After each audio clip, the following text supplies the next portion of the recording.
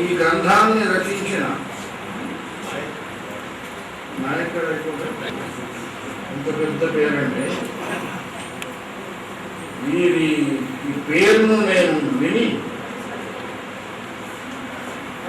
ఏదో మంగళ కీర్తన మంగళ మహారతులు పడుతూ కీర్తనలు పాడుతుందేమో అనుకున్నాను. తీరా గ్రంథాన్ని ఇంకా అప్పటికి తప్పులు దిద్దని గ్రంథం.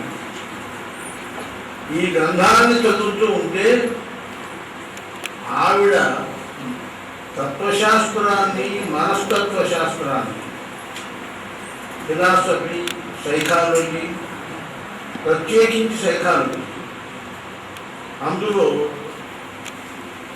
అహం, అభ్యహం మొదలైన సాంకేతిక పదజాలాన్ని పుక్కిట పట్టుకొని ఆవిడ ధారాళంగా వర్ణించింది ఈ గ్రంథాన్ని.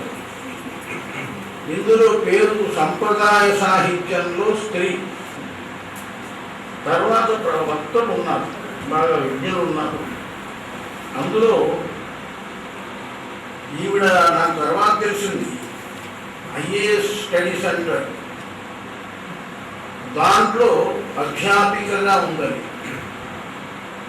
సామాన్యమైన విషయం కాదు. మన రామచంద్రారెడ్డి గారు చూడండి, రామచంద్రారెడ్డి గారు నిర్వహిస్తున్న ఈ